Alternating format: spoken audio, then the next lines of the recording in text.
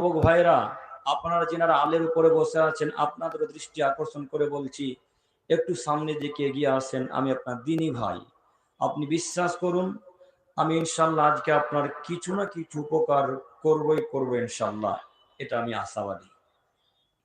সম্মানিত উপস্থিতি, আমাদের জেনে রাখা ভালো হবে যে আসমানের নিচে জমিনের উপরে যদি আল্লাহ সুবহানাহু ওয়া তাআলা 30 বছর জীবনী দেয়, যদি আল্লাহ সুবহানাহু ওয়া তাআলা 40 বছর জীবন দেন, যদি আল্লাহ সুবহানাহু ওয়া তাআলা 50, 60, 65, 70 যেটাই দেখ না কেন, এই 30, 40, 50, 60 বছর জীবনীতে যে কোনো মূল্যে আল্লাহ এবং তার রাসূলের পদ্ধতিকে মেনে নিতে হবে।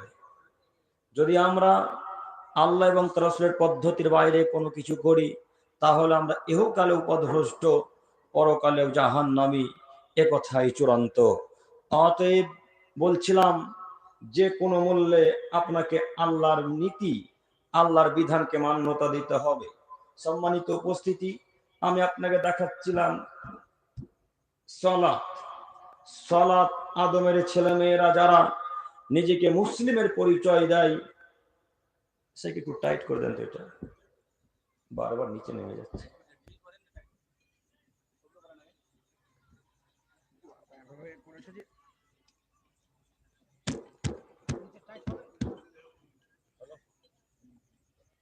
জি ঠিক আছে,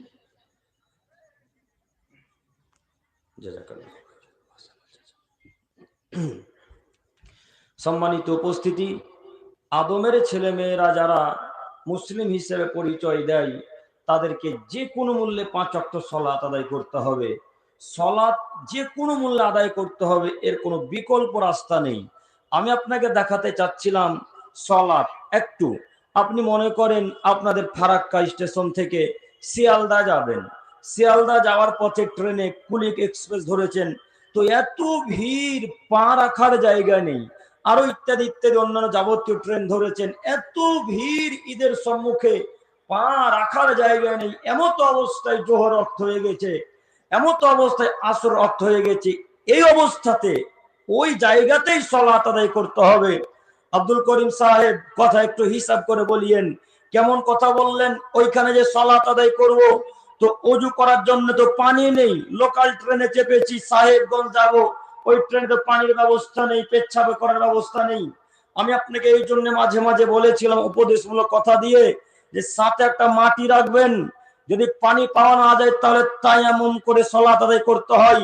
আচ্ছা আব্দুল করিম সাহেব, আপনার কথা আমরা ভুলে গিয়ে পানি অজু করেও যেতে ভুলে গেছি, সাথে মাটি নিয়ে যেতে ভুলে গেছি, এখন কি করব? এখন আপনাকে বিনা অজুতে, বিনা তায়াম্মুমে ওই অবস্থাতেই সালাত আদায় করতে হবে। সালাত আদায় করতেই হবে, এর বিকল্প কোনো রাস্তা নেই, যে কোনো মূল্যে সালাত আদায় করতে হবে। সাথে সাথে আরো কথা মনে রাখা ভালো হবে যে সালাত ব্যতীত আল্লাহ তাআলা পরকালে কোনো ইবাদত গ্রহণ করবেন না। সালাত যদি আল্লাহ তাআলা কবুল না করেন, তাহলে আল্লাহ সুবহানাহু ওয়া তাআলা কিয়ামতের মাঠে কোনো ইবাদত কবুল করবেন না। একটু আপনাকে আমি দেখাই সালাত। একটু মনে করেন আপনাদের এই রাস্তাতে কোনো কষ্টদায়ক বস্তু পড়ে আছে, আল্লাহ নবী বললেন, যদি কোনো কষ্টদায়ক বস্তু আদমের ছেলেমেয়েরা সরিয়ে দেয়, তাহলে তার ফলাফল জান্নাত। কষ্টদায়ক বস্তু পাথর হতে পারে, কষ্টদায়ক বস্তু কাঁচ হতে পারে, ভাঙা কাঁচ, কষ্টদায়ক বস্তু আপনার মৃত প্রাণী, মৃত কুকুর ইত্যাদি ইত্যাদি জিনিস হতে পারে। ওই কষ্টদায়ক বস্তুটা যদি আদমের ছেলেমেয়েরা রাস্তা থেকে সরিয়ে দিয়ে ওই মৃত পচা কুকুরটাকে মাঠের মধ্যে গর্ত খনন করে পুঁতে দেয়, তো আল্লাহ নবী মুহাম্মদ সাল্লাল্লাহু আলাইহি ওয়াসাল্লাম বললেন, ফলাফল জান্নাত।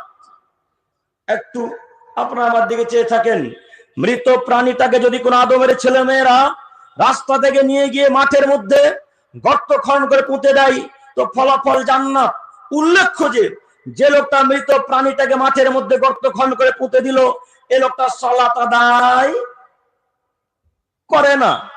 যে লোকটার পাথরটাকে সরিয়ে দিল মানুষের সুবিধার্থে, যে লোকটা কাজটাকে সরিয়ে দিল মানুষের সুবিধার্থে, এ লোকটা নামাজ পড়ে না। নামাজ পড়ে না তার কারণে ওই যে পাথর, গাছ ইত্যাদি ইত্যাদি পশুটাকে সরিয়ে দেওয়ার পরিবর্তে যে নেকিটা আল্লাহ তাআলা দিয়েছিলেন, এখন নামাজ নেই, তার কারণে আল্লাহ তাআলা নেকিটাকে এখন কি করবেন? কেটে দিবেন। কথা বুঝতে পারেন না মনে হয়। আমি আপনাদের সাথে আরো একটা কথা বলতে ভুলে গিয়েছিলাম। আমি আব্দুল করিম বিন আমিনুল ইসলাম, আপনাদের দিনী ভাই। যদি আমি 5 মিনিট 10 মিনিট থাকি, তো 10 মিনিট একটু আমার সাথে কথা বলার চেষ্টা করবেন ইনশাল্লাহ। ইনশাল্লাহ, ইনশাল্লাহ। আমি দেখাতে যাচ্ছিলাম, রাস্তা থেকে কষ্টদায়ক বস্ত্র সরিয়ে দেওয়ার পরিবর্তে জান্নাতে যাওয়ার মতো কাজ করেছেন, কিন্তু সালাত নেই। আর যদি সালাত না থাকে, তো পৃথিবীর কোনো ইবাদত আল্লাহ তাআলা গ্রহণ করবেন না। হোক না কেন সিয়াম, হোক না কেন হজ, হোক না কেন যাকাত, হোক না কেন দান খায়রাত, পৃথিবীর কোন ইবাদত সালাত যদি কবুল না হয়, আল্লাহ তাআলা কবুল করবেন না। অতএব আমি আমার বিশনপুর দিনী ভাই বোনদের উদ্দেশ্যে বলতে চাচ্ছি, যে কোনো মূল্যে সালাত আদায় করতে হবে। সম্মানিত উপস্থিতি, যে ব্যক্তি সালাত আদায় করলো সে মুসলিম, যে ব্যক্তি সালাত আদায় করলো না সে কাফের। সাথে সাথে আরো কথা মনে রাখা ভালো হবে। আল্লাহ নবী বললেন, সালাতের নেকি 3 ভাগে বিভক্ত। হে আদমের ছেলে মেয়েরা, তোমরা শোনো, আল্লাহ নবী বলেন, পৃথিবীর মানুষ সালাতের নেকি 3 ভাগে বিভক্ত। এক, পবিত্রতার মাধ্যমে, অর্থাৎ সুন্দর ওযুর মাধ্যমে। যে ব্যক্তি এই ফারাক্কা হোক না কেন, গোটা পৃথিবীর মানুষ যদি সুন্দরভাবে ওযু না করে রাসূলের পদ্ধতিতে, তাহলে তার সালাত কবুল হবে না। রাসূলের পদ্ধতিতে যদি মাসা না হয়, রাসূলের পদ্ধতিতে যদি ওযু না হয়, তাহলে তার সালাত কবুল হবে না। আল্লাহ নবী বললেন, সালাত নাকি 3 ভাগে বিভক্ত। এক, পবিত্রতা অর্থাৎ ওযুর মাধ্যমে। 2, রুকুর মাধ্যমে। 3, সিজদার মাধ্যমে। যে ব্যক্তি 3টি জিনিসকে পূর্ণভাবে আদায় করলো, তার সালাত কবুল হলো। যে ব্যক্তি 3টি জিনিসকে পূর্ণভাবে আদায় করলো, তার সালাত কবুল হলো। আর যে ব্যক্তি 3টি জিনিসকে পূর্ণভাবে আদায় করলো না, তার সালাত কবুল হলো না। শেষের বাক্যে আল্লাহ নবী এসে বলছেন, যার সালাত কবুল হলো না, তার পৃথিবীর কোন ইবাদত আল্লাহ তাআলার কাছে কবুল হলো না। এই এলাকার দিনী ভাই ও বোনদের এবং মুরব্বী সাহেবদের দৃষ্টি আকর্ষণ করে বলতে চাচ্ছি, রমজান মাসে একটা মাস সিয়াম পালন করলেন কিসের আশায়? নেকির আশায়, জান্নাতুল ফেরদাউস, জান্নাতুর রায়্যান যাবেন, এই আশাতেই তো লোক দেখানোর উদ্দেশ্য ছিল। এই বিশনপুর না কিসে? বিশনপুরের মানুষ তো কাউকে দেখানোর জন্য সিয়াম পালন করেনি। এই বিশনপুরের মানুষ তো কাউকে দেখানোর জন্য দান খায়রাত করে না।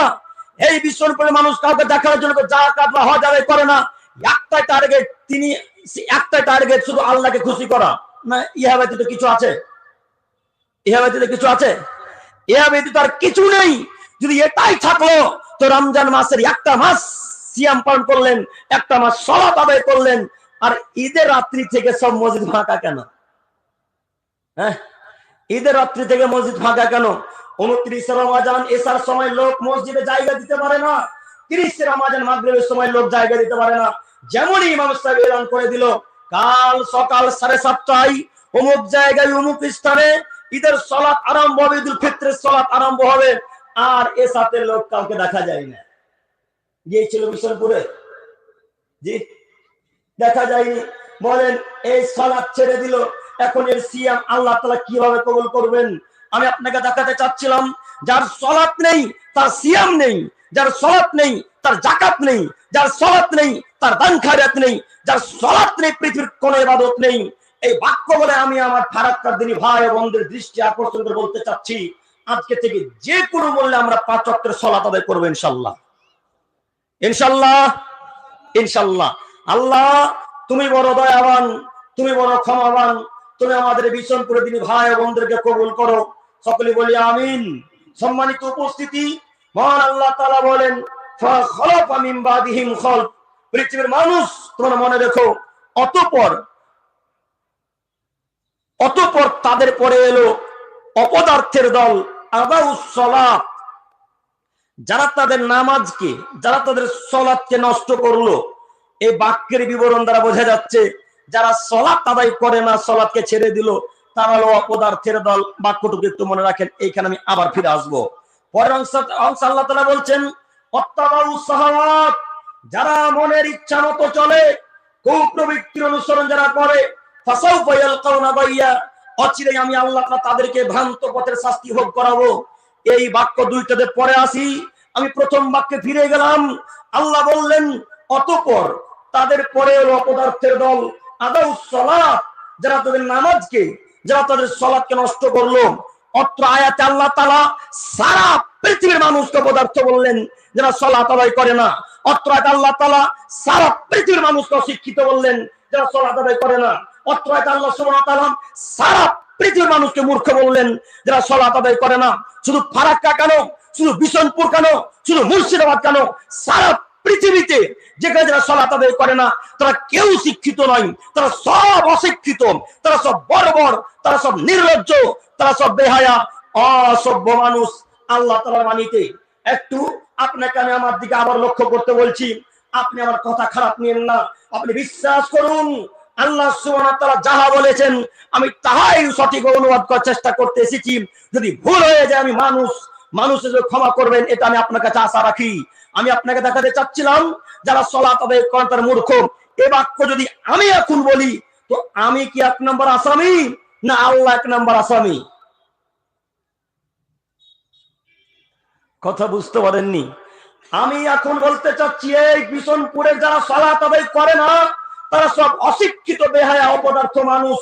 এই বাক্য বলাতে আমি 1 নম্বর অপরাধী না আল্লাহ 1 নম্বর অপরাধী? এখনো বুঝতে পারেন? আচ্ছা একটু আমার দিকে চেয়ে থাকেন। এই মনে করেন কাগজটাতে একটা বিশনপুরের খুব শিক্ষিত ছাত্র, টপ স্টুডেন্ট, ইংলিশে ছড়া লিখেছে। কিসে? একটু কথা বলেন। ইংলিশে ছড়া লিখেছে।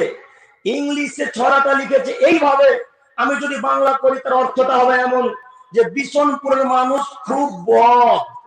এই বাক্যটা লিখেছে কে?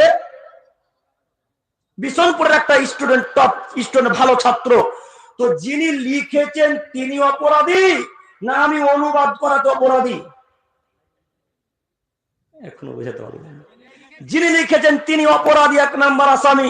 তো আমি 1 নম্বর অপরাধী নই? আল্লাহ কোরআন মাজিদের মধ্যে বলছেন যারা সালাত আদায় করে না তারা অপদার্থ, যারা সালাত আদায় করে তারা মূর্খ, যারা সালাত আদায় করে তারা অসভ্য।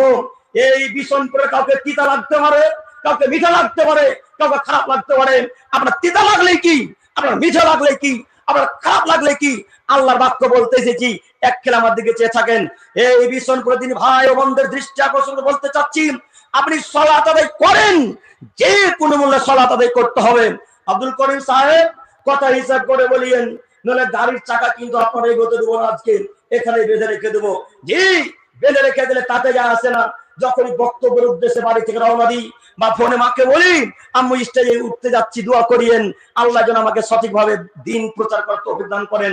আম্মুর দোয়া আছে, ওলামায়ে কেরামের দোয়া আছে। আশাটা আপনাকে বলতে চাচ্ছি, আমি আপনাকে বিভ্রান্ত করার জন্য আসিনি, আমি আপনাকে সঠিক পথ দেখাতে এসেছি। আব্দুল করিম সাহেব, তো আপনি এই বাক্য কেমনে বললেন? আমার বাপ তো আমাদের প্রাইমারি স্কুলের হেড টিচার, আমার বাপ কি অশিক্ষিত? আব্দুল করিম সাহেব, তো এই বাক্য আপনি কেন বললেন? আমার মা আমাদের এমএসকে স্কুলের হেড শিক্ষিকা, আমার মাও কি তাহলে অশিক্ষিতা নারী? আব্দুল করিম সাহেব, আমি নিজে এমএ পাস ছাত্র, বিএ পাস ছাত্র, বিএড পাস ছাত্র, আমিও কি অশিক্ষিত? আমার বোনও কি অশিক্ষিতা? জি, আমি আপনাকে অশিক্ষিত বলিনি, আমি বলেছি যারা বিশনপুরের মানুষ সালাত আদায় করে না, ফারাক্কার মানুষ যারা নামাজ পড়ে না, এই পৃথিবীর যারা নামাজ পড়ে না তারা অশিক্ষিত। আমি আপনাকে অশিক্ষিত বলিনি। এখন আপনার বাপ মাস্টার হয়ে যদি সালাত আদায় না করে, আল্লাহর বাড়িতে আপনার বাপ অশিক্ষিত, আপনার বাপ নির্লজ্জ, আপনার বাপ বেহায়া মানুষ। আপনার বাপকে বলেন আব্দুল করিম সাহেব আপনাকে অশিক্ষিত বলেছে, আপনি সালাত আদায় করেন না তার জন্য। আপনার বাপকে বলেন। আল্লাহ তাআলা বলছেন ইন্নামা ইয়াতাযাক্কারু উলুল আলবাব, পৃথিবীর মানুষ অবশ্যই অবশ্যই নিশ্চয়ই শিক্ষিত মানুষ যারা তারা উপদেশ গ্রহণ করবে। অবশ্যই অবশ্যই যারা শিক্ষিত মানুষ তারা উপদেশ গ্রহণ করে, যারা ভালো মানুষ, যারা শিক্ষিত মানুষ তারা উপদেশ গ্রহণ করে। একটু আমি আপনাদের কাছে একটা প্রশ্ন ছুড়ে দিচ্ছি, এই 20 মিনিট যাবত যতক্ষণ কথা বললাম একটাও বাক্য কি উপদেশের বাইরে গিয়েছে? কথা বলেন যায়নি। তাহলে আজকের উপদেশ যারা গ্রহণ করে নিবে, আজকে থেকে যারা 5 ওয়াক্ত সালাত আদায় করবে, যারা পিতা মাতার সাথে ভালো আচরণ করবে, ফকির মিসকিনের সাথে ভালোভাবে শব্দ আচরণ করে ভালো ব্যবহার করবে, এরা সব আল্লাহর বাণীতে শিক্ষিত মানুষ। কথা কি বুঝাতে পারলাম? যারা আজকে থেকে আল্লাহর দ্বীনকে মান্যতা দিবে, রাসূলের কথাকে প্রাধান্য দিবে, তারা আল্লাহর বাণীতে শিক্ষিত। এই কথা আল্লাহ নিজে বলছেন। আবারও বলছি, দেখেন তো একটু বুঝতে পারেন কিনা। আল্লাহ বলছেন ইন্নামা ইয়াতাযাক্কারু উলুল আলবাব, নিশ্চয়ই অবশ্যই অবশ্যই যারা শিক্ষিত মানুষ, যারা ভালো মানুষ, যারা জ্ঞানী মানুষ, তারা উপদেশ গ্রহণ করবেন। আজকে যদি আপনার বাপ মাস্টার মশাই শিক্ষিত হয়, ভালো হয়, তাহলে আপনার বাপ আজকে থেকে সালাত আদায় করবেন। আর আপনার বাপ যদি আজকে থেকে অশিক্ষিত হয়, তাহলে আমরা মনে করেছি আপনার বাপ সালাত আদায় আর করবে না। আজকে থেকে বিশ্বনাথপুরের মানুষ সালাত আদায় করবেন ইনশাল্লাহ। ইনশাল্লাহ ইনশাল্লাহ সালাত আদায় করতে হবে। আর যদি না করেন তাহলে আমি মনে করি এলাকার মানুষ মনে করবে এরা মূর্খ, তাই নামাজ পড়েন, তাই তো? এটাই তো হিসাব দাঁড়ায়। যাই হোক, আল্লাহ তুমি তো দয়াশীল, তোমার দরবারে ভিক্ষা চাইছি, তুমি আমাদেরকে সঠিক দিন বুঝার তৌফিক দান করো। সকলেই বলি আমিন। সম্মানিত উপস্থিতি, আমি এইখানে আবারও আসতে চাচ্ছি। তার আগে জরুরি একটি কথা একটু আপনাদের দৃষ্টি আকর্ষণ করে বলতে চাচ্ছি। হারাম, যে কোনো মূল্যে হারাম কাজকর্ম থেকে বিরত থাকতে হবে আপনাকে, যে কোনো মূল্যে। আমি বক্তব্যের প্রসঙ্গটা কিছুক্ষণ পরিবর্তন করলাম এই জন্যে যে আসার কথা আপনাদের রিকোয়েস্ট যে কিছুক্ষণ হারাম সম্পর্কে বলবেন। আমি যদি এই বাক্য বলবো না ভেবেছিলাম। একটু আপনারা দেখেন, আল্লাহ তাআলা বলেন, ইয়া আইয়ুহান নাস, হে সারা পৃথিবীর মানব সম্প্রদায়, কুলু মিম্মা ফিল আরদি হালালান তাইয়্যিবা। আমি আল্লাহ সুবহানাহু ওয়া তাআলা এই গোটা পৃথিবীতে যা কিছু দিয়েছি তা হতে বৈধ এবং পবিত্র রুজি ভক্ষণ করবে। মহান আল্লাহ তাআলা বলেন, হে আদমের ছেলেমেয়েরা, আমি এই গোটা পৃথিবীতে যা কিছু দিয়েছি তা হতে বৈধ এবং পবিত্র রুজি ভক্ষণ করবে। একটু আমি বলতে চাচ্ছি, এই গোটা পৃথিবীতে এত প্রকার আল্লাহ খাদ্য দিলেন, এই গোটা পৃথিবীতে আল্লাহ তাআলা এত প্রকারের পানি জাতীয় জিনিস দিলেন। তার মধ্যে আছে কলা, তার মধ্যে আছে আপেল, বেদানা, আখরোট, কি কাজু, পেস্তা, চেরি ফল, কিশমিশ ইত্যাদি ইত্যাদি লাখো কোটি কোটি ফল আল্লাহ তাআলা পৃথিবীতে দিলেন মানুষের সুবিধার জন্য। এত দামি দামি খাদ্য ছেড়ে দিয়ে, এত ভালো ভালো পানি জাতীয় জিনিস ছেড়ে দিয়ে আপনার কপালের পকেটে বিড়ি আর গুলগুটকাই জুটলো? হ্যাঁ, আপনার কপালে বিড়ি গুলগুটকাই জুটলো? আমি আশাবাদী বিশনপুরের মানুষের পকেট যদি এখন চেক করা হয়, এখন করে বিড়ি গুলগুটকা আছে ইনশাল্লাহ। নাই না? সব ফেরেশতা গো, আছে তো, পাওয়া যাবে। বলেন আপনি এখানে একটা ধর্মীয় সভাতে এসেছেন হারাম খাদ্য নিয়ে, এই তো আপনি মুসলমান। আপনি একটা ধর্মীয় সভাতে, ইসলাম সভাতে এসেছেন হারাম খাদ্য নিয়ে, এই তো আপনি মুসলমান। আরে আপনি খাবেন না কেন? আপনার সর্দারও যে মদ পান করে, তো আপনি খাবেন না কেন? আপনি খাবেন না কেন? আপনার ক্যাশিয়ার যে বিড়ি পান করে। আরে যারা দায়িত্বশীল, যারা নেতৃত্ব দিচ্ছে, তারা যদি হারাম কাজকর্ম করে, তারা যদি সিগারেট পান করে, তারা যদি বিড়ি গুলগুটকা গাঁজা আবার তেরাঙ্গা জর্দা সিগারেট ফেন্সিডেল এই যাবতীয় জিনিস খাই পান করে, তাহলে বিশনপুরের আর যারা ওই 3 নম্বর শ্রেণীর ছাত্র যুবক ছেলেরা এরা পান করবে না? করবে তো। এরা দেখবে ওই যে সর্দার রে, সর্দার ওপেন রাস্তায় দাঁড়িয়ে মদ পান করছে, চ আমরাও কালকে থেকে বিশনপুর রাস্তাতে মদ পান করবো। এ কথা বিশনপুর লোক বলবে না মনে হয়? বলবে তো। তো আপনাকে যে আমি বলেছিলাম কোন একদিন আলোচনাতে, ওই মদখোরকে কেন সর্দার বানাতে হবে, ওই মদখোরকে কেন ক্যাশিয়ার বানাতে হবে? যার মুখে দাড়ি নেই, যার প্যান্টটা টাকুর নিচে আছে, যে সালাত আদায় করে না, যে আল্লাহকে চেনে না, যে রাসূলকে মান্যতা দেয় না, যে দিন ধর্মকে প্রাধান্য দেয় না, একে সর্দার বানাতে হবে কেন? একে ক্যাশিয়ার বানাতে হবে কেন? ওই 3 নম্বর শ্রেণীর যুবক দিয়ে কি হবে? ওই অশিক্ষিত সর্দার দিয়ে কি হবে? ওই বেহায়া নির্লজ্জ ক্যাশিয়ার দিয়ে কি হবে? ও তো বিড়িখোর সর্দার, ও তো গুলখোর ক্যাশিয়ার, ও তো গুটখাখোর ক্যাশিয়ার, ও তো হারামখোর সর্দার। ও বিশনপুরের লোকে জাতির কিভাবে উপকার করবেন? ও বিশনপুরের লোকের কিভাবে উন্নয়ন করবেন? অসম্ভব, কখনো নয়। ওই জাতি কখনো পরিত্রাণ পেতে পারে না যে জাতি হারামখোরকে সর্দার বানিয়ে নিয়েছেন। ওই জাতি কখনো পরিত্রাণ পেতে পারে না যে জাতি হারামখোরকে ক্যাশিয়ার বানিয়েছেন। ওই জাতি কখনো পরিত্রাণ পেতে পারে না যে জাতি হারামখোরকে, গুলখোর, গুটখাখোর, গাঁজাখোরকে সর্দার ক্যাশিয়ার বানিয়ে নিয়েছেন। ওই জাতি কখনো পরিত্রাণ পেতে পারে না। এই এলাকার নজর দিয়ে দেখেন, শুধু এই এলাকা কেন, সারা পৃথিবীতে যারা নেতৃত্ব দিচ্ছেন 1999টা মানুষ অশিক্ষিত যারা নেতৃত্ব দিচ্ছে, 1999 মিলিয়ে দেখেন। আপনাদের এলাকার সর্দারদেরকে দেখতে হবে না, ক্যাশিয়ারকে দেখতে হবে না, জঙ্গিপুরে দেখেন, মালদাতে দেখেন, উত্তর দিনাজপুর, দক্ষিণ দিনাজপুর, এদিকে নদিয়া, তারপর 24 পরগনা, বারাসাত, বসিরহাট ইত্যাদি ইত্যাদি যত যাবতীয় এলাকা আছে আপনি ঘুরে ঘুরে দেখেন। আমার এই কয়েক বছর জীবন, কয়েক বছর ধারণাতে বলতে চাচ্ছি, অধিকাংশ এলাকাতে যেখানে প্রোগ্রাম গেলাম, যিনি ক্যাশিয়ার তার দাড়ি নাই। হ্যাঁ, কথা ভুল হয়ে গেল মনে হয়, কথা ভুল হচ্ছে। যিনি সর্দার তার প্যান্টের টাকুর নিচে আছে। যিনি সভাপতি তার স্ত্রী ঢং ঢং ঢং ঢং ঢং করতে জঙ্গিপুর বাজারে যাচ্ছে, ফারাক্কা বাজারে যাচ্ছে, আবার ঢং ঢং ঢং করতে করতে বিশনপুর গ্রামে চলে আসছে। ওই নাকি সভাপতি সাহেব। গ্রামের এত লোকের মুখে দাঁড়িয়ে আছে, নাকি সব মারা গিয়েছিল যখন সর্দার নির্বাচন হয়, যখন ক্যাশিয়ার নিয়োগ হয়, সভাপতি নিয়োগ হয়। ওই যে চাচার মুখে কত লম্বা লম্বা দাড়ি, চাচাকে দেখতে পাননি? এই যুবক ভাইয়ের মুখে দাড়ি, এই যুবক ভাইয়ের মুখে দাড়ি, এই যুবক ভাইয়ের মুখে দাড়ি, এদের কাউকে দেখতে পেলেন না? কেন দায়িত্ব দিলেন না? ও আব্দুল করিম ভাই, কেমন যে কথা বলছেন। এদের দাড়ি আছে তাতে কি আছে? এদের কি টাকা আছে? হ্যাঁ, এদের কি টাকা নাই? টাকা যার, দায়িত্ব তার। কথা বুঝেননি?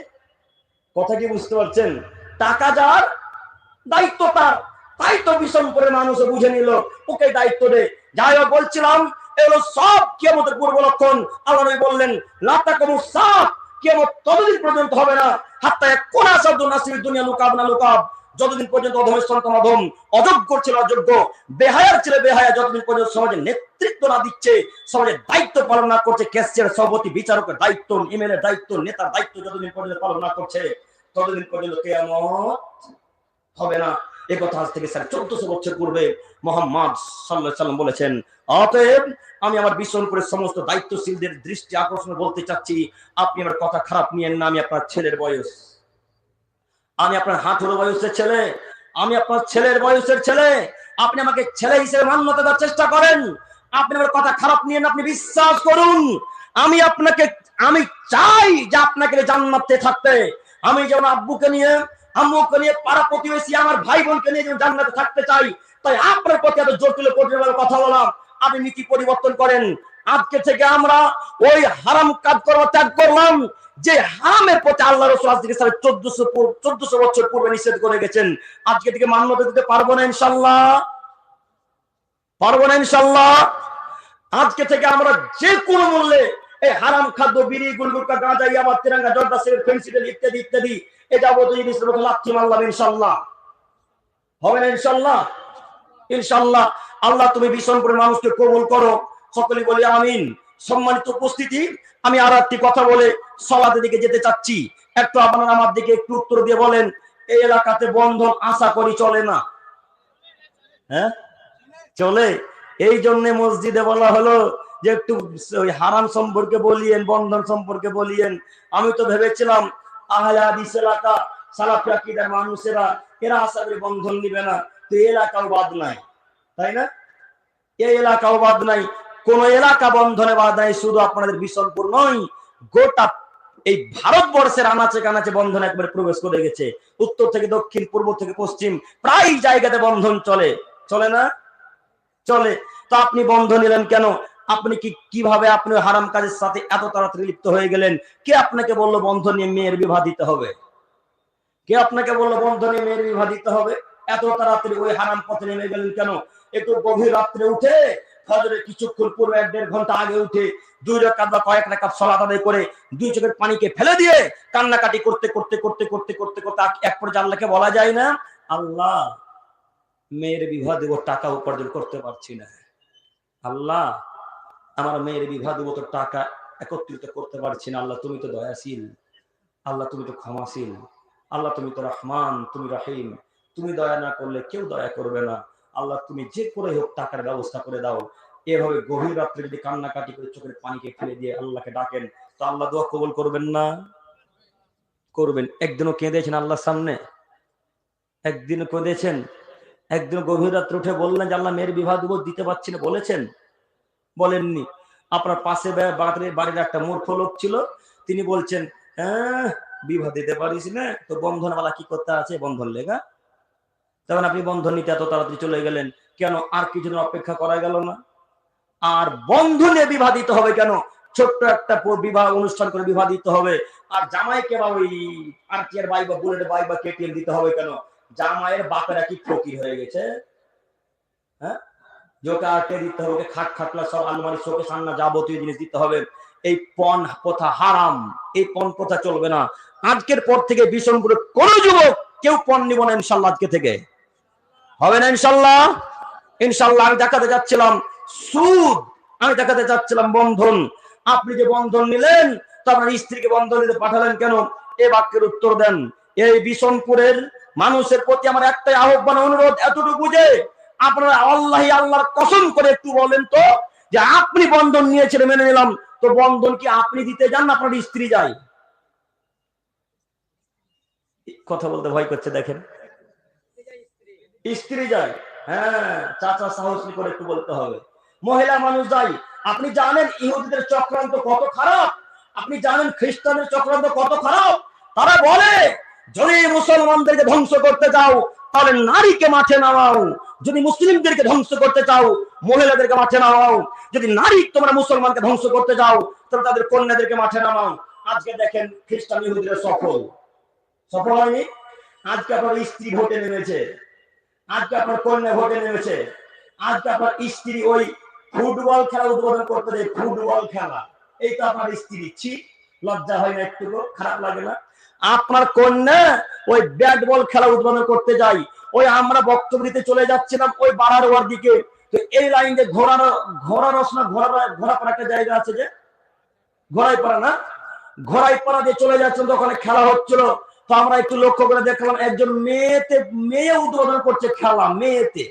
আর গোটা এলাকার মানুষ যারা নেতৃত্ব দিচ্ছেন তারা মেয়েটাকে ঘিরে দাঁড়িয়ে আছেন। ওর বাপের লজ্জা নাই, ওর তো লজ্জা নাই, ওর বাপ তো দিন ধর্ম বোঝে না। আল্লাহ তাআলা বললেন এই পৃথিবীর মহিলাগণ বাড়িতেই থাকো, জরুরি প্রয়োজন ছাড়া বাড়ি থেকে বের হবে না। এই পৃথিবীর নারীগণ বাড়িতেই থাকো, জরুরি প্রয়োজন ছাড়া তোমরা বাড়ি থেকে বের হবে না। আপনি একটু হায়া হলো না? আমরা মেয়ে কেন খেলা উদ্বোধন করতে যাবে, আমরা মেয়ে কেন ফুটবল খেলা উদ্বোধন করতে যাবে, ক্রিকেট খেলা উদ্বোধন করতে যাবেন? আর পৃথিবীতে পুরুষ মানুষ সব কি কবরে ঢুকেছিল? ওরা কেন গেল? আপনার মেয়ে কেন ভোট পদ্ধতিতে নামলো? এটা ইহুদিদের বড় চক্রান্ত, বড় চাল। তারা জানে নারীদেরকে যদি মাঠে নামাতে পারি মুসলমানরা এমনি ধ্বংস হয়ে যাবে। আজকে ইহুদি খ্রিস্টানরা সফল হয়নি।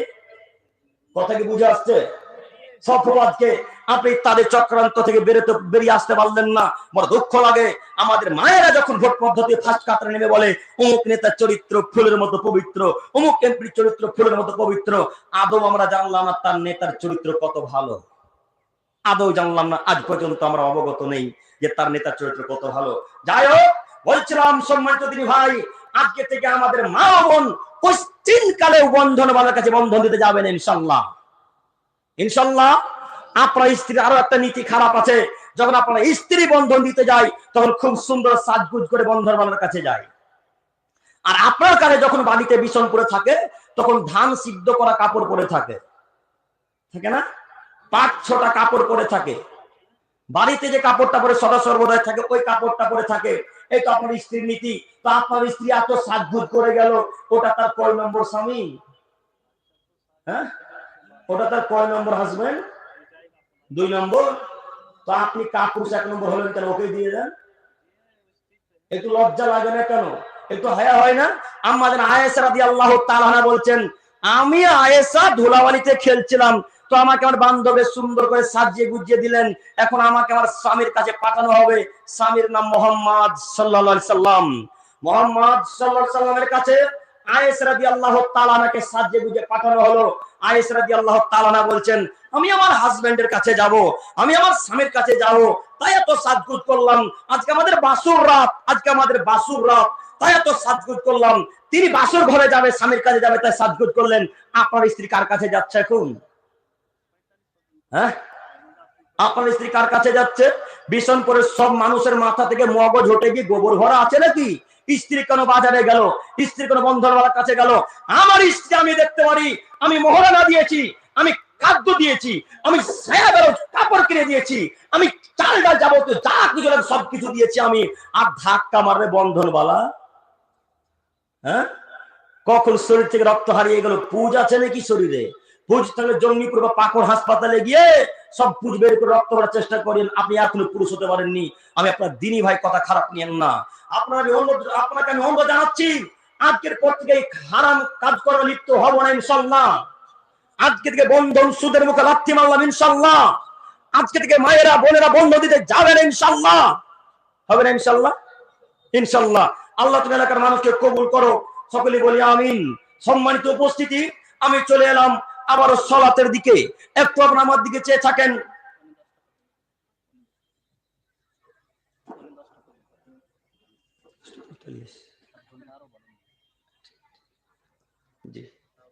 একটু আপনারা আমার দিকে চেয়ে থাকেন। আমি দেখাতে চাচ্ছিলাম সালাত, আবার আমি সালাতের দিকে এগিয়ে যেতে চাচ্ছি। মহান আল্লাহ তাআলা বলেন, ফাওয়াইলুল লিল মুসাল্লিন। পৃথিবীর মানুষ, তোমরা মনে রেখো, ধ্বংস অবধারিত, ধ্বংস সুনিশ্চিত, ধ্বংস অবধারিত ওই সমস্ত নামাজি, ওই সমস্ত সালাত আদায়কারী ব্যক্তি যারা ইচ্ছা মতো সালাত আদায় করে। সম্মানিত এই বিশনপুরের দিনী ভাইদের দৃষ্টি আকর্ষণ এবার আমি করতে চাচ্ছি। মন মতো সালাত কি জিনিস বুঝতে পারলাম না, বুঝতে পেরেছেন? আল্লাহ তাআলা বলছেন যারা ইচ্ছা মতো সালাত আদায় করে তারা ধ্বংস হবে, যারা মন মতো সালাত আদায় করে তারা ধ্বংস হবে, তারা জাহান্নামে যাবে।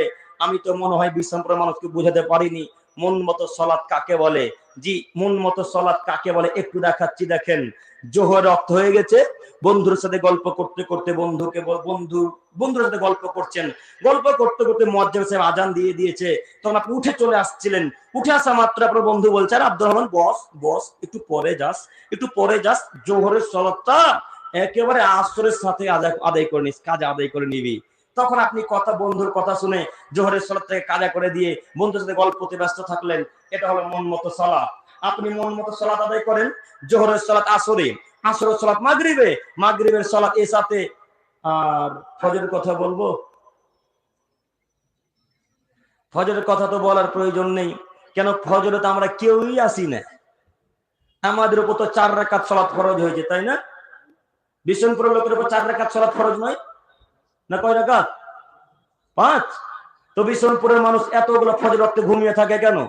আচ্ছা, আপনারা যারা এই মসজিদের আন্ডারে যেখানে আমাদেরকে বসতে দিয়েছিলেন, ওই মসজিদে আজকে কে জুমার ফজরের সালাত আদায় করেছেন? একটু হাত তোলেন তো। আপনি ভাইজান, কজন মুসল্লি হয়েছিল?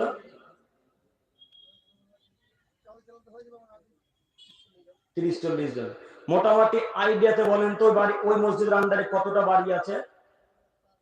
কত? 180। আল্লাহ আকবার। আচ্ছা 180 ধরেন, 280 বাদ দেন, 180 ধরলাম। তো ঈদের মুখে আশা করি সবাই বাড়িতে আছে, নেই? তো 180টা পরিবার থেকে যদি একটা করে লোক ফজরে আসতো, তো কটা ফজরে মানুষ হতো? কটা? 180টা। হয়েছে কতজন? 40 থেকে 50 জন। বাকি বাদ বাকি লোক সব কবরে ঢুকেছিল। হ্যাঁ, সকাল 8টার সময় আবার জিন্দা হয়ে গেল, চ এবার মাঠে কাজ করতে হবে, এখন উঠে যায়। কিভাবে আপনি বুঝলেন যে সালাত আপনার ফজর চলবে না? কিভাবে বুঝলেন? এই জন্য আজকে আপনার মসজিদকে, মাদ্রাসাকে তারা দখল 4টার সময় করে বাড়ি চলে যাচ্ছে। দেখতে পাচ্ছেন উত্তরপ্রদেশ ইউপুর ঘটনা। আপনার ঘুম ভাঙে সকাল 8টায়, আর ওরা মসজিদ মাদ্রাসা ওই কবরস্থান দখল করে সকাল 4টায়। কখন বাধা দিবেন আপনি? কখন নিষেধ করবেন? ওরা আসবে 5টায়, আপনার ঘুম ভাঙবে 6টায় 7টায়। আপনি ঘুম থেকে উঠে দেখবেন গণেশকে সাজিয়ে রাখা আছে মসজিদের ভিতরে। এখন কিছু করা যাবে? এখন কিছু করা যাবে? কোন মূর্তি কোন জায়গায় রেখে দেওয়ার পর হটিয়ে দেখেন, আপনার পিঠের চামড়া ছিলে দিবে একেবারে। শুধু হটিয়ে দেখেন একবার, চামড়াকে একবার এপার ওপার করে দিবে।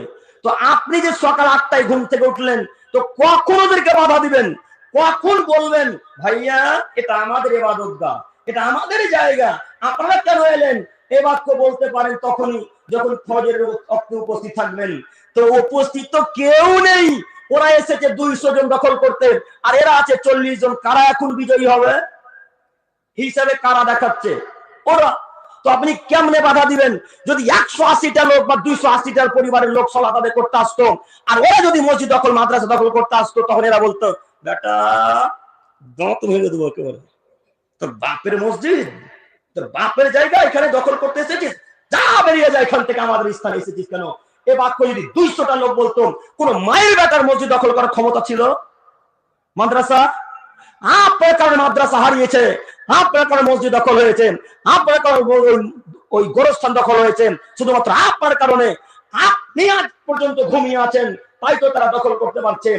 আপনার আমি দৃষ্টি আকর্ষণ করে বারবার বলতে চাচ্ছি, যে কোনো মূল্যে 5 ওয়াক্তের সালাত আদায় করতে হবে ইনশাল্লাহ। পারবো না ইনশাল্লাহ? যে কোনো মূল্যে 5 ওয়াক্তের সালাত আদায় করা জরুরি। আমি আপনাকে একটা বাক্য বলতে ভুলে গেছিলাম, প্রথম বাক্যে একটা বাক্য ছেড়ে দিয়েছিলাম। আমি বলছিলাম তখন, অত্যাবাউস শাহওয়াত, যারা কুপ্রবৃত্তির অনুসরণ করে তাদেরকে আল্লাহ তাআলা ভ্রান্ত পথের শাস্তি ভোগ করাবে। ভ্রান্ত পথ মানে যারা ভুল পথে আছে, বেদাতীরা, ইহুদিরা, খ্রিস্টানেরা, বৌদ্ধরা ইত্যাদি ইত্যাদি, মুসলিম বাদ দিয়ে যত জাতি আছে পৃথিবীতে, এরা সব সঠিক পথে আছে না ভুল পথে আছে? ভুল পথে আছে। তো আল্লাহ তাআলা বলছেন, যারা মন মতো চলবে আমি আল্লাহ তাআলা তাদেরকে জাহান্নামে দেব, তাদের সাথে শাস্তি ভোগ করাবো। এখন আপনাকে বলি, মন মতো চলার অর্থটা কি? মন মতো চলার মন মতো কাকে বলে? এবার আপনাকে দেখাই। আপনার বন্ধু পাশে বসে আছে, খুব দিব্যি সুন্দর সিগারেটে টান মারছে বা বিড়িতে টান মারছে, পাশে আপনি বসে আছেন। তো আপনার বন্ধু আপনাকে বলছে, আব্দুর রহমান এক টানলে না রে। এইভাবে আপনাকে আপনার বন্ধু আব্দুর রহমান বলছে, না না আমি বলা আমি বিড়ি খাই না, আমি তওবা করেছি, আমি খাই না। আবার আব্দুর রহমানকে বলছে, আব্দুর রহমান নে না একবার, কি হবে, নে একবার নে। আবার আপনি বলছেন, না আমি নিতে পারি না, আমি তওবা করেছি, আল্লাহকে ভয় করি। আবার তৃতীয় বলছে, নে না রে, কি হবে, কিছু হবে না। তখন তার কথা শুনে নিয়ে নিলেন। এর মন মতো চলা। কথা বুঝতে পারলাম না? এটা হলো মন মতো চলা। ওই স্থানে লাত দিয়ে বন্ধু কাছ থেকে বলতে হতো, শয়তান তোর মুখে আমি লাথি মারি, আউযু বিল্লাহি মিনাশ শাইতানির রাজিম, আমি তোর মুখে লাথি মারলাম। ওই বন্ধু এখন বন্ধু নয়, ওটা শয়তান। ও বন্ধু এখন নয়, হলো শয়তান। তাই তো আল্লাহ তাআলা বললেন, পৃথিবীর মানুষ তোরা বন্ধু নির্বাচন করো সঠিকভাবে, তোরা বন্ধু নির্বাচন করো সঠিকভাবে। তাই তো আল্লাহ তাআলা বলছেন, ইন্নামা ওয়ালিয়ুকুমুল্লাহু ওয়া রাসূলুহু আল্লাযিনা আমানু, তোমাদের বন্ধু হচ্ছে আমি আল্লাহ তাআলা, এবং তোমাদের বন্ধু হচ্ছে মুহাম্মদ সাল্লাল্লাহু আলাইহি ওয়াসাল্লাম, এবং তোমাদের বন্ধু হচ্ছে যারা ঈমানদার মানুষ তারা। আমাদের বন্ধু আল্লাহ, আমাদের বন্ধু মুহাম্মদ সাল্লাল্লাহু আলাইহি সাল্লাম বলছেন, যতবার নাম শুনবেন ততবার বলবেন ইনশাআল্লাহ। আমাদের বন্ধু হচ্ছে যারা ঈমানদার ব্যক্তিগণ, আল্লাযিনা ইউকিমুনাস সালাত, যারা সালাত আদায় করে তারা আমাদের বন্ধু। ওয়ায়ুতুনা যাকাত, যারা যাকাত প্রদান করে তারা আমাদের বন্ধু। ওহুম রাকিউন, যারা নম্র ভদ্র সাধারণ মানুষ তারা আমাদের বন্ধু। একথা আল্লাহ তাআলা বলছেন। ও যুবক ভাই, আল্লাহ বলছে যারা সালাত আদায় করে তারা আপনার বন্ধু। এখন আপনি কি করবেন বলেন? আপনার 5টা বন্ধু, 5টার বন্ধুর মধ্যে 4টায় হারামখোর আর বেনামাজি, এখন কিভাবে চলবেন? ওরা তো আপনার বন্ধু নয়। আল্লাহ তাআলা বলছেন ওরা আপনার বন্ধু নয়। তাই আল্লাহ তাআলা বলছেন, মুহাম্মদ সাল্লাল্লাহু আলাইহি সাল্লাম, খুদিল আফওয়া, আপনি মানুষকে ক্ষমা করেন, ওয়া'মুর বিল মারুফ, সৎ কাজের আদেশ করেন, ওয়ানহানিল মুনকার, মন্দ কাজে বাধা প্রদান করেন, ওয়া'রিদ আনিল জাহিলিন, এবং মূর্খ লোকেদের সঙ্গ ত্যাগ করেন। একথা আল্লাহ নবী কাছ থেকে 1400 বছর পূর্বে আল্লাহ সতর্ক বাণী দিয়েছেন। তিনি বলছেন, মুহাম্মদ সাল্লাল্লাহু আলাইহি সাল্লাম, আপনি মূর্খ লোকেদের সঙ্গ ত্যাগ করেন। এবার আপনাকে আমি কিভাবে বুঝাই মূর্খ কারা? কে মূর্খ? ওই যে প্রথম বাক্যে একটা আল্লাহ বললেন আয়াত, খালাকা মিন বাদিহিম খালক আদাউ সালাত, যারা সালাত আদায়কে সালাতকে নষ্ট করলো তারা হলো মূর্খ পদার্থ মানুষ। এখন আপনি বলেন 4 জন বন্ধু সালাত আদায় করে না, আপনি একাই সালাত আদায় করেন, এই বন্ধুর সাথে এখন উঠা বসা করা যাবে? সেদিন মানুষ আফসোস করবে আর বলবে, হায় আফসোস, হায় আফসোস, আমি করেছি কি?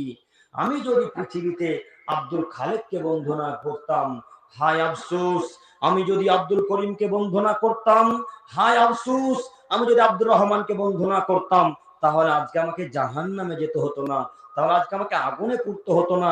এই আফসোস জাহান্নামীরা করবে বন্ধুর কারণে। তার মানে বিবরণ দ্বারা বোঝা যাচ্ছে মানুষ বন্ধুর কারণে জাহান্নামে যাবে। হে আমার যুবক ভাই, আপনারা কোথায় ছিলেন এতক্ষণ তা জানি না, তবে আপনার দৃষ্টি আকর্ষণ করে আমি বলতে চাচ্ছি, সঠিক বন্ধু নির্বাচন করেন, সঠিক বন্ধু নির্বাচন করেন।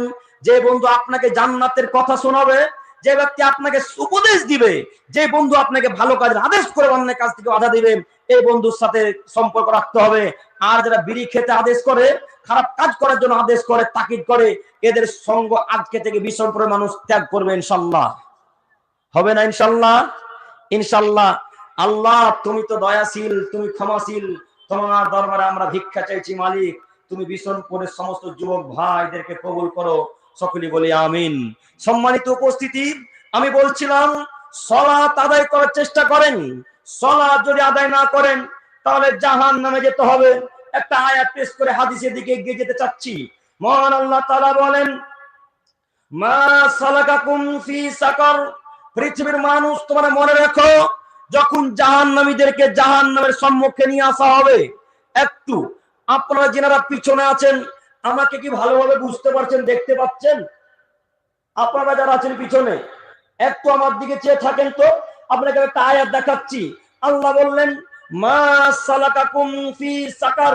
পৃথিবীর মানুষ মনে রেখো, যখন জাহান্নামীদেরকে জাহান্নামের সম্মুখে নিয়ে আসা হবে, মানে জাহান্নামের গেটে নিয়ে আসা হবে, একটু এটা মনে করেন জাহান্নামের গেট, এটা মনে করেন জাহান্নামের দরজা। এই জাহান্নামের গেটের সম্মুখে যখন সমস্ত জাহান্নামীরা এসে উপস্থিত হবে, তখন তাদেরকে বলা হবে, ও জাহান্নামবাসীরা, আরে ও জাহান্নামী দলেরা, তোমরা কেন জাহান্নামে এসেছো? একটু বলো না, কিসের জন্য জাহান্নামে এসেছো? একটু বলো না। তখন সকলেই এক বাক্যে উত্তরে বলবেন, কালু লাম নাকু মিনাল মুসাল্লিন।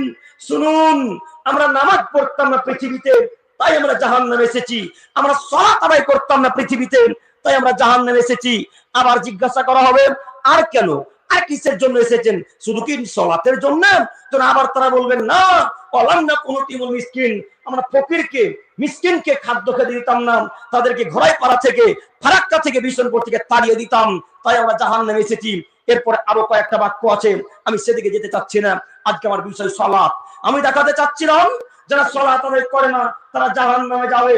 হে আমার প্রিয় দিনী ভাই বোন, আপনাকে আমি আবারও বলি, যদি সালাত আদায় না করেন জাহান্নাম যেতে হবে, কথাই ঠিক। তবে আল্লাহর দয়ার অভাব নেই। আল্লাহ যদি দয়া দিয়ে আপনাকে জান্নাতে দেয় সে কথা বলতে পারি না। তবে আয়াতের বিবরণ দ্বারা বোঝা যাচ্ছে, যারা নামাজ পড়ে না, যারা সালাত আদায় করে না, এরা জাহান্নামে যাবে। আজকে থেকে যারা এলাকার শিক্ষিত মানুষ, আজকে থেকে যারা এলাকার ভদ্র নম্র মানুষ, তাদের প্রতি আমার আহ্বান, অনুরোধ এতটুকু যে আজকে থেকে ইনশাল্লাহ 5 ওয়াক্তের সালাত যে কোনো মূল্যে আদায় করবো ইনশাল্লাহ। ইনশাল্লাহ। পিছন থেকে ইনশাল্লাহ হবে না? বোঝা যাচ্ছে যে আপনি যা বলবেন বলেন, মানছি না। কে নামাজ পড়ে বড় লোক হলো? হ্যাঁ, কে নামাজ পড়ে কোটিপতি হলো?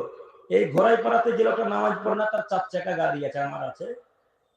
হ্যাঁ, এই ঘোড়াইপাড়াতে যে সুদের ব্যবস্থা করছে, সে ব্রেজা কোম্পানির গাড়িতে, সুজুকি কোম্পানির গাড়িতে আর থার গাড়িতে ঘুরে বেড়াচ্ছে, আমাদের আছে। আমরা তো নামাজ পড়ি, কিছুই নেই। এটা হচ্ছে তাদের ধারণা। যুবক, আপনার আমি ধারণা কিভাবে কাটাই আপনাকে তো বুঝতে পারি না। আল্লাহ নবী বলছেন, আকসিরু মিন যিকরি হাদিমিল লাযাতিল মাউত। পৃথিবীর মানুষ তোমাদের মধ্যে সবথেকে শিক্ষিত, তোমাদের মধ্যে সবথেকে বুদ্ধিমান, তোমাদের মধ্যে সবথেকে দামি মানুষ ওই যে পরকালের জন্য কিছু সঞ্চয় করবে, সে হলো শিক্ষিত। একথা আল্লাহ নবী 1400 বছর পূর্বে মক্কার মরুভূমিতে বললেন। তিনি বলছেন, তোমাদের মধ্যে জ্ঞানী, তোমাদের মধ্যে ভালো, তোমাদের মধ্যে সবথেকে বুদ্ধিমান ব্যক্তি তো সেই যে মৃত্যুর জন্য, পরকালের জন্য কিছু জড়ো করে নিয়ে যেতে পারলো, সে হলো শিক্ষিত মানুষ। যার কোটি কোটি টাকা আছে আল্লাহকে চেনে না, যার বড় বড় গাড়ি আছে, বড় বড় ফ্ল্যাট আছে, আল্লাহকে মান্যতা দেয় না, রসুলকে মান্যতা দেয় না, সেই কি বুদ্ধিমান? সেই কি ভালো? না, বুদ্ধিমান তো সেই যে পরকালের জন্য কিছু জড়ো করলো। পরকালের জন্য জড়ো করতে হলে যে কোনো মূল্যে আল্লাহকে খুশি করতে হবে। পরকালের জন্য কিছু নিয়ে যেতে হলে কাকে খুশি করতে হবে? আল্লাহকে। আল্লাহর সাথে সম্পর্ক রাখতে হবে। দেখবেন একটু আয়াত, একটু দেখেন আয়াতের দিকে লক্ষ্য করেন। আল্লাহ তাআলা বলছেন, ইউসাব্বিতুল্লাহুল্লাযিনা আমানু বিল কাউলি সাবিত। পৃথিবীর মানুষ তোমরা মনে রেখো, আমি আল্লাহ পৃথিবীতে এবং আখিরাতে ওই সমস্ত লোকের সাথে সম্পর্ক রাখবো, অবিচল রাখবো, যারা পৃথিবীতে আমার সাথে সম্পর্ক রেখেছিল। যারা পৃথিবীতে আল্লাহর সাথে সম্পর্ক রাখে বা রেখেছে, তাদের সাথে আল্লাহ সম্পর্ক রাখবে, কথা আল্লাহ নিজে বলছেন। এবার আপনি বলেন, আল্লাহর সাথে সম্পর্ক কিভাবে রাখা যায়? বিড়ি গুটখা খেয়ে আল্লাহর সাথে সম্পর্ক রাখা যায়? হারাম কাজকর্ম করে আল্লাহর সাথে সম্পর্ক রাখা যায়? মাকে গালি দিয়ে, ফকিরকে গালি দিয়ে সালাত আদায় না করে রাখা যায় না। সালাত আদায় না করে আল্লাহর সাথে সম্পর্ক টিকে না। আল্লাহর সাথে সম্পর্ক গড়ে তুলতে হলে যে কোনো মূল্যে সালাতের মাধ্যমে তার সাথে সম্পর্ক রাখতে হবে। কথা বুঝে নিন, যে কোনো মূল্যে সালাতের মাধ্যমে তার সাথে সম্পর্ক রাখতে হবে। অতএব আমি আপনাদের দৃষ্টি আকর্ষণ করে বলতে চাচ্ছি, নীতি পরিবর্তন করেন। আমি আবারও ফিরে গেলাম সালাতের দিকে, একটু আপনারা আমার দিকে চেয়ে থাকেন। আবু হুরায়রা রাদিয়াল্লাহু তাআলা আনহু বলেন, রাসূল সাল্লাল্লাহু আলাইহি ওয়াসাল্লাম বলেছেন, as-salatul khams, পৃথিবীর মানুষ তোমরা মনে রাখো, 5 ওয়াক্ত সালাত, আল জুমাতু ইলাল জুমআ, এক জুমা থেকে আরেক জুমা পর্যন্ত, ও রমাদান ইলা রমাদান, এক রমজান থেকে আরেক রমজান পর্যন্ত, মুকাফফিরাতুল লিমা বাইনাহুন্না ইদা তুনিবাতিল কাবাইর, এই মধ্যবর্তী সময়ে যত ছোট ছোট পাপ করবে তার কাফফারা স্বরূপ। তবে যদি বড় পাপ হয়ে যায়, কাবিরা গুনাহ হয়ে যায়, তাহলে আর এই পাপ ক্ষমা হবে না তওবা ছাড়া।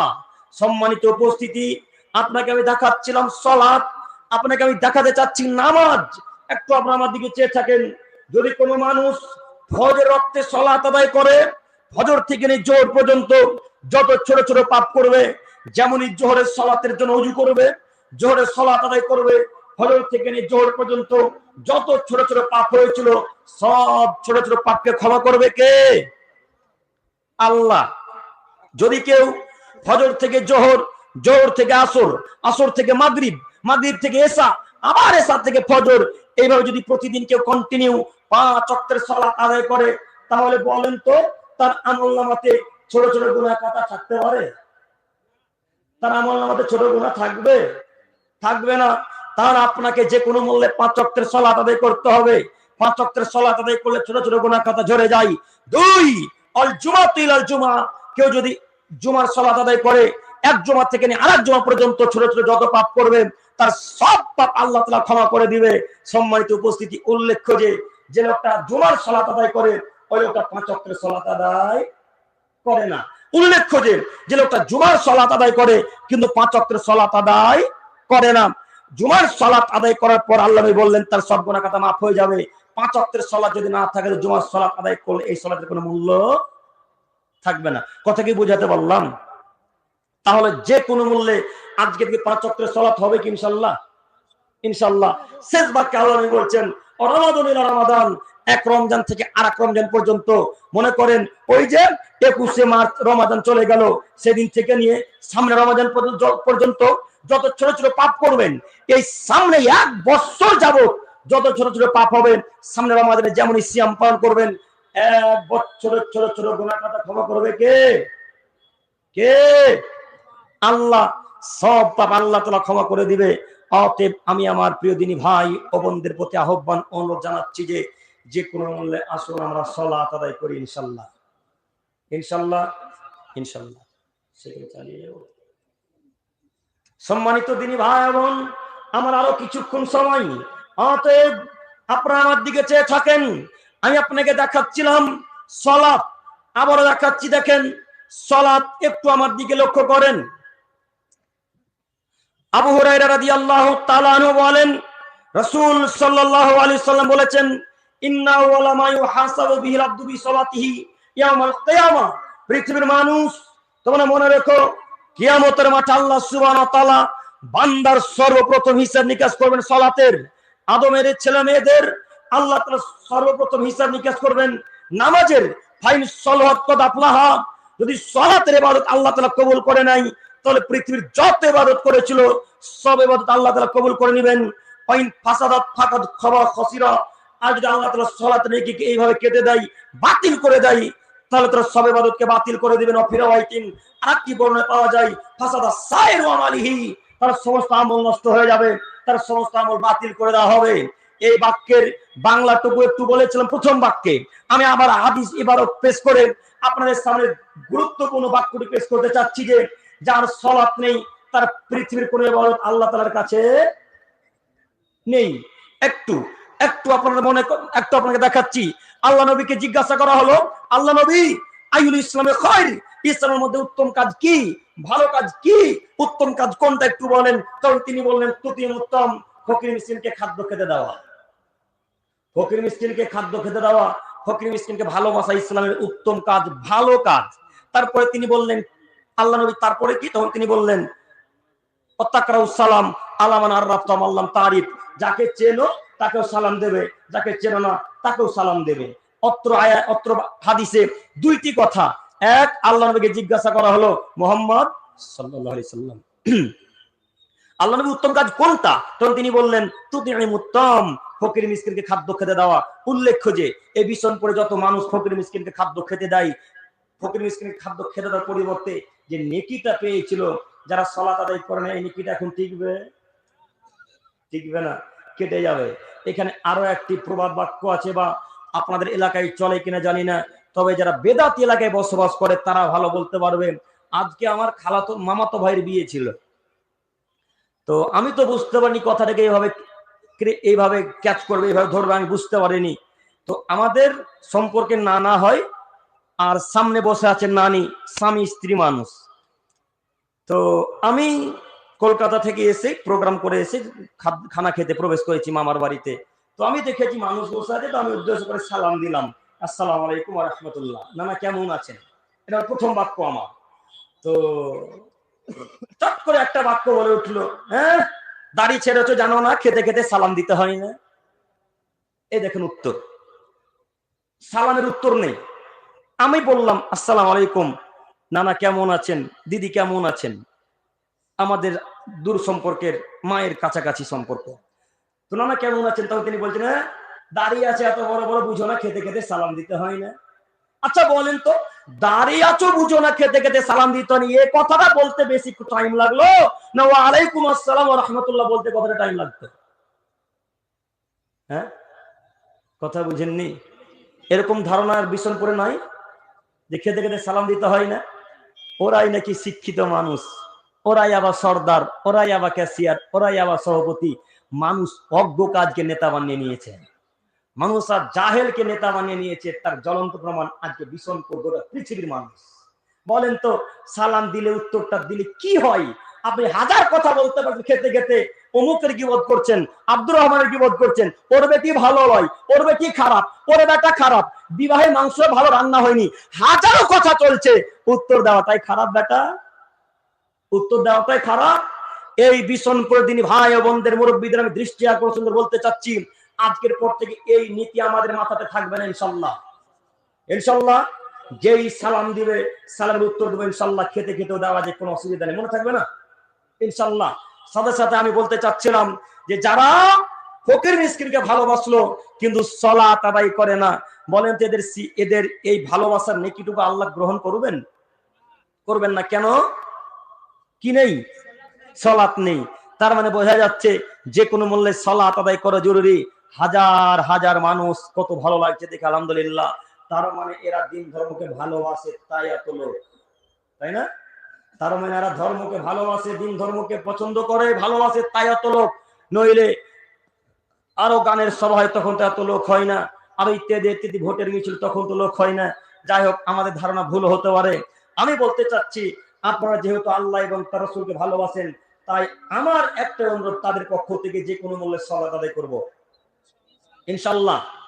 বারবার আমি সালাতের প্রতি ইঙ্গিত করতে চাচ্ছি, যেহেতু আমার বিষয় সালাত, আমি আপনাকে দেখাতে চাচ্ছিলাম সালাত। অতএব বলতে চাচ্ছিলাম, যদি কোনো ইবাদতের নেকি আল্লাহর কাছে পেতে চান, কিছু যদি আল্লাহর কাছে কামনা করেন, যে কিছু চাওয়ার আশা রাখেন, কিছু পাওয়ার আশা রাখেন, তার যে কোনো মূল্যে সালাত আদায় করেন, নলে পরকালে টিকতে পারবেন না। সম্মানিত উপস্থিতি, এরপরের হাদিস একটু আমার দিকে চেয়ে থাকেন, একটু আমার দিকে চেয়ে থাকেন। বুরাইদা আম্মার ইবনে ইয়াসার রাদিয়াল্লাহু তাআলা আনহু বলেন, রাসূল সাল্লাল্লাহু আলাইহি ওয়াসাল্লাম বলেছেন, লাইয়ালি জান্নার আহাদুন সাল্লা ক্বাবলা তুলি শামসি ওয়া ক্বাবলা গুরুবিহা। পৃথিবীর মানুষ, তোমাদের মধ্যে যদি কোনো মানুষ দুই ঠান্ডার সালাত আদায় করে, তোমাদের মধ্যে যদি কোনো মানুষ দুই ঠান্ডার সালাত আদায় করে, তাহলে সে জাহান্নামেই যাবে না, তাহলে সে জাহান্নামেই যাবে না। একটা হাদিস। আর একটা হাদিস শেষ করে দুইটা হাদিসের ব্যাখ্যা একসাথে করতে চাচ্ছি। আবু মুসা আশআরী রাদিয়াল্লাহু তাআলা আনহু বলেন, রাসূল সাল্লাল্লাহু আলাইহি ওয়াসাল্লাম বলেছেন, মান সাল্লাল বারদাইন দাখালাল জান্নাহ। যদি কেউ দুই ঠান্ডার সালাত আদায় করে, তাহলে সে জান্নাতে যাবে। যদি কেউ দুই ঠান্ডার সালাত আদায় করে, তাহলে সে জান্নাতে যাবে। এক, আসরের সালাত, দুই ফজরের সালাত, 1 আসরের সালাত, 2 ফজরের সালাত, এই 2 ওয়াক্তের সালাত কেউ যদি সঠিকভাবে আদায় করে তাহলে সে জান্নাতে যাবে বলে আজ থেকে বহু বছর পূর্বে মুহাম্মদ সাল্লাল্লাহু আলাইহি সাল্লাম এলান করেছেন, ঘোষণা করেছেন। উল্লেখ্য যে আব্দুল করিম সাহেব এইভাবে কথা বললেন, কাল থেকে 3 ওয়াক্তের সালাত আর কেউ পড়বে?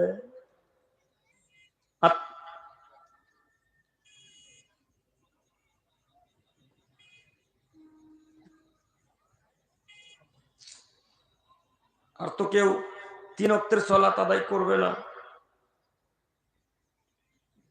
আর তো কেউ 3 ওয়াক্তের সালাত আদায় করবেন না, কেন বললেন? আচ্ছা, আমরা কি হাদিসের ব্যাখ্যাটা এইভাবে বুঝলাম যে আল্লাহ নবী 2 ওয়াক্তের সালাত আদায় করলে জান্নাতের ওয়াদা করলেন, না 5 ওয়াক্তের করতে হবে? কালকে সকালবেলায় চায়ের দোকানে বিশনপুরে বলিয়েন না, করিম বেটা এসেছিল, এসে বলেছে মাকে ফজরের আসরের সালাত আদায় করলেই জান্নাত, আর 3 ওয়াক্তের করতে হবে না। আমি কি এটা বোঝাতে চেয়েছি? জি, আল্লাহ নবী তাকিদ করলেন ফজর আর আসরকে। এই জন্য আমি আপনাকে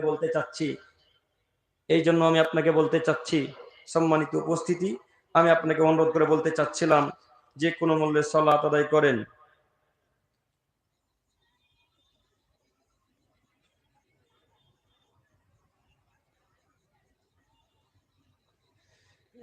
শাইখ উত্তর দিবে এটা, আমার চাইতে খুব অভিজ্ঞ আলেম, তিনি উত্তর দেবেন, ওনার কাছ থেকে উত্তরটা নেবেন ইনশাল্লাহ। কেমন?